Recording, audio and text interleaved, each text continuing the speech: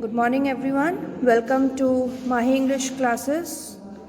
I hope you are getting benefited by my videos and my explanations are okay with it. If any queries, you can ask or comment on my channel so that I can improve more and more day by day. Thank you.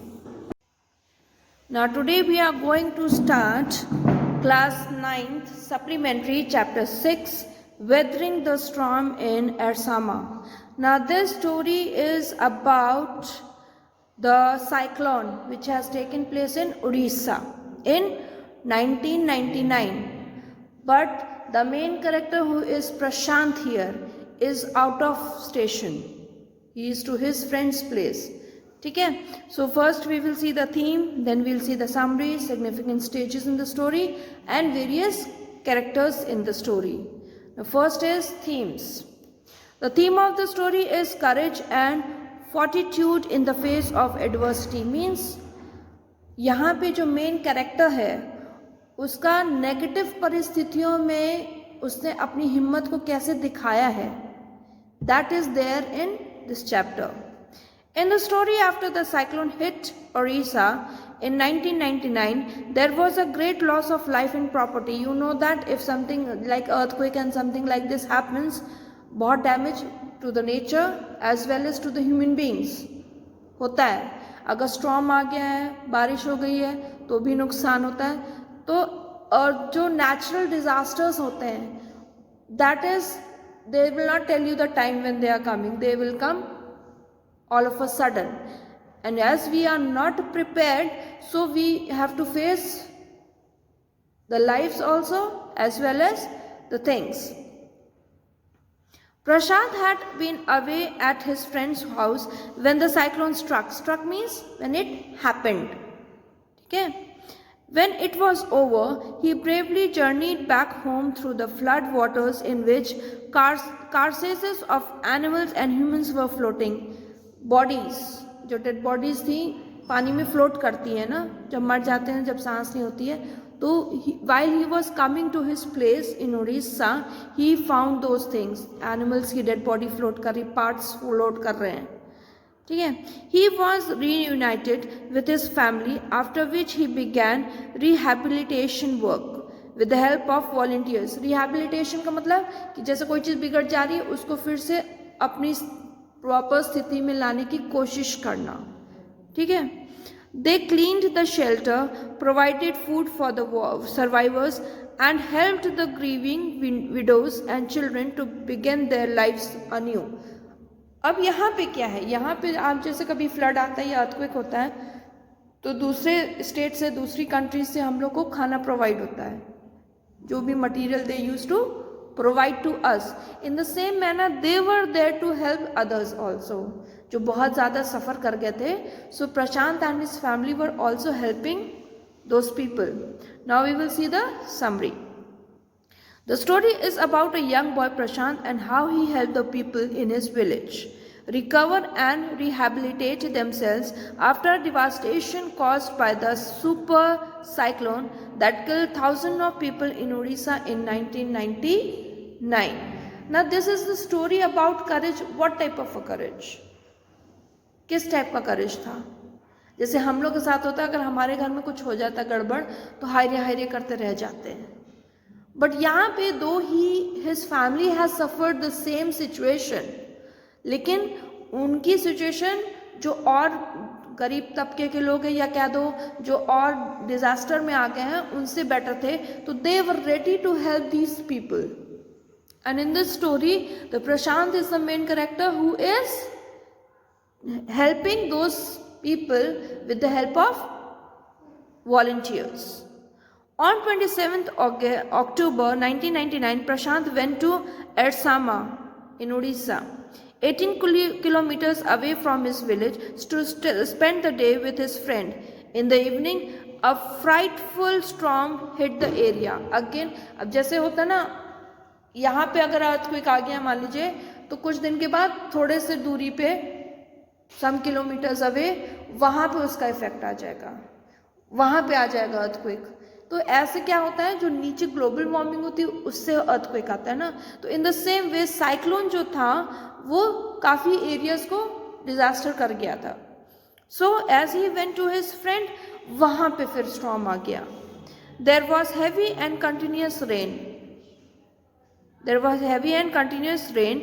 Gale winds at 350 kilometers per hour brought down huge trees and destroyed buildings, causing devastation everywhere. Devastation means destruction. ठीक है, अब जैसे earthquake आता है, ये cyclones जो आते हैं ये क्या करते हैं, ये बड़ी से बड़ी बिल्डिंग्स को भी पानी में ढह देते हैं। बड़ी बड़े पेड़ जो जड़ से फैले हुए पेड़ होते हैं वो भी उखड़ जाते हैं। तो एवरीथिंग वॉज इन डिजास्टर। ठीक है, the cyclone was so fierce that the ocean surged and water entered the town flooding the houses. Prashant and his friends family took refuge on the roof. अब जैसे बारिश होती है, भर जाता है, तो लोग कहाँ जाते हैं, सब ऊपर के ऊपर चढ़ते हैं ना। तो most people you all went to the roof. In the same way, he and his friends also went on the roof. The next morning, Prashant saw the extent of the devastation. Extent means extreme. हद से ज़्यादा जो उसने मतलब वहाँ पे disaster हुआ था, he has seen that. He saw dead bodies floating in the water that swirled all around them. Swirled around means चारों तरफ बस dead bodies ही dead bodies दिखाई दे रही थी, of humans and animals. For 2 days, Prashant and his friend's family stayed huddled on the rooftop. मतलब they stayed on the rooftop because नीचे पानी भरा हुआ था.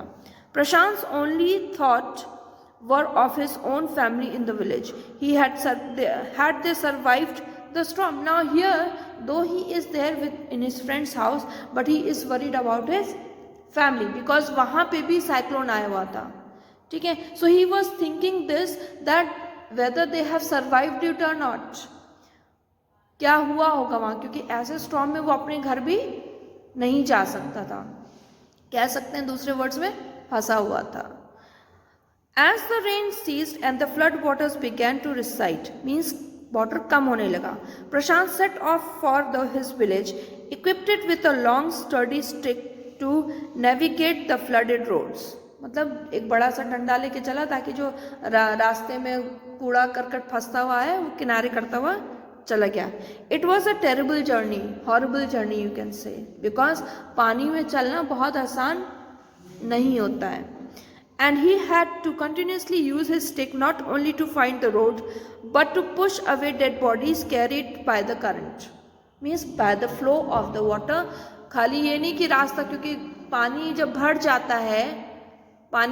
जाता है तो आपको रोड नहीं दिखाई देती, आप गड्ढे में भी गिर सकते हो. तो वो डंडा 2-3 चीज़ों के लिए लिया था, एक तो डेड बॉडीज ये सब हटाने के लिए, कूड़ा करकट, और दूसरा रोड को सर्च करने के लिए, so that he can walk safely. In every village he pass there were barely a house that was instant and standing, means रास्ते भर वो जिस गांव से होता हुआ निकला, वहाँ उसने देखा हर जगह डिजास्टर ही डिजास्टर था. कहीं पे भी उसको कोई प्रॉपर घर नहीं दिखा, जैसे हम लोग अभी आराम से बिल्डिंग में बैठे वैसा नहीं दिखा. हर जगह उसको ब्ला ब्ला ब्ला, हर जगह चीखा चिल्ली मची हुई थी, सब परेशान थे. When Prashant came to his village, his heart went cold with fear. क्यों, देखते हैं. There was only a roof where his house once was. Means जैसे हम लोग एक मकान से दूसरे मकान शिफ्ट हो जाते हैं, या हमारा एक घर होता है, दूसरा घर हमारा विलेज में होता है, तो उसी तरीके से उससे क्या देखा कि एक रूफ है स्टैंडेबल जहाँ वो पहले रहते थे. He decided to go to the Red Cross shelter to look for his family. Now Red Cross shelter क्या है जो हेल्प करती, जहाँ सर्वाइव करने के लिए जो लोग होते हैं, उनकी हेल्प करने के लिए जो वॉलंटियर्स होते हैं. जो रेड क्रॉस होता है एक तरीके से हॉस्पिटल भी होता है, या जहाँ पे ऐसे लोगों की मदद की जाती है. ठीक है, क्योंकि ऐसे टाइम पे लोग बीमार भी होते हैं, कीड़े मकोड़े पानी के अंदर काट जाते हैं, सब ट्रीटमेंट वहाँ पे होता है. Now to his relief he saw his family at the shelter. There were 2,500 people in the shelter. He found out that all the 96 houses in his village had been washed away and 86 people have lost their life. Means कोई भी घर वहाँ पे बचा नहीं था. He saw depression and desperation of people's face, on people's face. सही बात है, वहाँ कोई ऐसा टाइम था कि वहाँ कोई हंस नहीं रहा था. सबके माथे पे परेशानियाँ, चेहरे पे परेशानियाँ दिखाई दे रही थी. It was their fourth day at the shelter and they had been surviving on green coconuts. ठीक है, surviving on green coconuts means नारियल का पानी. Prashant knew he had to do something. He decided to step as a leader of the village. ठीक है, मतलब अब उसने क्या डिसाइड किया कि मैं एक लीडर बन के उन लोग की हेल्प करूँगा. He organized some youth to pressurize a merchant to donate rice to the shelter. Then he organized a team of youth volunteers to clean the shelter of filth and waste. Filth and waste means जो बेकार का सामान पानी से भर जाता है, गंदगी, वो सब साफ करने के लिए उसने मर्चेंट्स को रेडी किया कि वो राइस प्रोवाइड कर सकें लोगों को. The wounds and the fractures of the injured people were attended to. Red cross में तो ये हो ही रहा था. बाकी प्रशांत ने भी कुछ लोगों को कलेक्ट करके ये काम शुरू किया. To draw attention of the military helicopters that dropped food parcels, he made children lie on the sand, holding empty utensils on their bellies. The signal worked and more food parcels were dropped. मतलब उन्होंने नीचे sand पे कुछ ऐसे science दिखाए ताकि जो military helicopters आ रहे थे वो देख सकें. तो यूटेंसिल्स उन्होंने अपनी बॉडी पे क्यों रखा था? ताकि वो चमके और ऊपर से उन लोग देख पाएँ कि यहाँ कुछ है, कुछ लोग हैं, सो that they can give more food. क्योंकि कभी कभी क्या होता है, जो नंबर ऑफ पीपल बताए जाते हैं उनसे कहीं ज़्यादा लोग होते हैं, हम लोग को पता नहीं लग पाता है. So he made arrangements to lie down on this sand so that they can recognise and provide food to the people. Prashant took care of orphans. He brought them together and erected a special shelter for them. Men and women were deputed to take care of their needs. ठीक है, orphans जानते हो क्या होता है? जिनके parents नहीं होते. और ऐसे टाइम पे जब ये सब डिजास्टर्स होते हैं तो बहुत से बच्चे अनाथ हो जाते हैं. तो he has took the effort to bring all the orphans to the one shelter. In order to boost our morale of the survivors, Prashant encouraged women to join the Food for Work program started by an NGO. NGOs हर कई तरीके की होती हैं, ठीक है, जो अलग अलग फील्ड में लोगों की मदद करती हैं. He organized sports events for the children. He and his team successfully resisted a government plan to set up institutions for orphans and widows, as they felt that in such establishment they would suffer from stigma and loneliness. Now उसने ये चीज़ क्यों की? बच्चों को games में लगाया, औरतों को दूसरे कामों में लगाया, ताकि अगर वो बिजी रहेंगे तो उनका माइंड डाइवर्ट रहेगा. जब डाइवर्ट रहेगा तो वो परेशान ज़्यादा नहीं होंगे. ठीक है, जैसे हम कभी कभी टेंशन में होते हैं हम लोग, तो कुछ लोगों का आदत होता है म्यूज़िक सुन के अपनी टेंशन को कम कर लेते हैं. कुछ लोग की आदत होती है खेलने चले जाते हैं. कुछ लोग आते हैं अपना घर का सामान फेंकते हैं, कमरे का सामान फेंक लेते हैं, गुस्सा उतारते हैं, डिप्रेशन को कम करते हैं. सबके अलग अलग तरीके होते हैं. So he did this thing for children. He arrange for sports and for women. अलग अलग जो घर के आइटम्स होते हैं काम करने के, उसमें उन लोग को एंगेज किया. ठीक है. The team believe that orphans should be resettled in their community itself, possibly with foster families made up of childless widows and children without adult care. Means children without adult care means जिनके ऊपर कोई बड़ा नहीं है उनकी देखभाल करने के लिए. So he took the effort with the help of other people who was there to help him in his NGO, you can say. ठीक है, तो उस तरीके से उसने उन लोगों की मदद करना शुरू किया. 6 months after the devastation of the super cyclone, Prashant's own emotional wounds healed as he had no time to think of his personal pain. अब जो लोग ये काम करते हैं वो लोग अपना तकलीफ भूल जाते हैं दूसरों के आगे. They are so kind hearted कि अपना दर्द भूल जाते हैं, तो वो भी भूल गया था. He was busy providing help and succor to the survivors who turned to him in their hour of grief. Who turned to him in the hour of grief means जो मुसीबत में हमारे साथ खड़ा हो जाता है, ठीक है, उसको हम क्या समझते हैं, अरे एकदम खुदा. तो for them he was like that कि he is God for them at the time of troubles.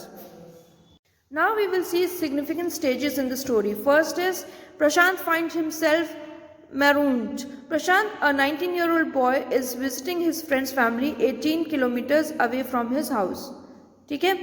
The super cyclone hits the coast of Orissa and very soon destroyed villages and towns along the coast. Prashant and his friend's family find shelter on the roof of their house. Means यहाँ पे वही चीज़ है कि अपने आप को उसने maroon का मतलब फंस जाना, ठीक है, उसने अपने आप को फंसा हुआ देखा कि he was not able to go to his own place as it was cyclone there, ठीक है, and he was at his friends place. Second point, Prashant sets out to find his family. Now he decided to go to his family. Prashant had lost his mother 7 years earlier, so he is particularly anxious about losing his remaining family. Means mother उसकी जब वो छोटा था 7 साल का था तब उसकी मदर की डेथ हो गई थी. तो now he is conscious that he should not lose anyone. 2 days later, when the storm weakens, he sets out to his village. This is a great risk as the area is still submerged in water and carcasses are floating everywhere. Means परेशानी अभी भी थी, भले ही cyclone का effect कम हो गया था, लेकिन परेशानी अभी भी थी.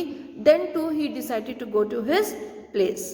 Third point, Prashant reunites with his family. Means when he came back, he saw that everyone was present there and he was there with them. Fourth point, Prashant sets in as the leader of the village. As there were disasters everywhere, everyone was worried, so he made himself a leader. With the help of others, he tried to help the other villagers. Fifth point, the youth volunteers contact relief helicopters.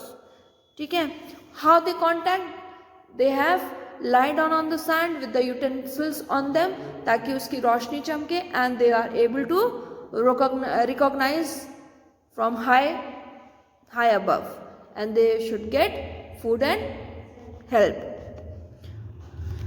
Next point, Prashant finds a way to help grieving children and women. How he found the way?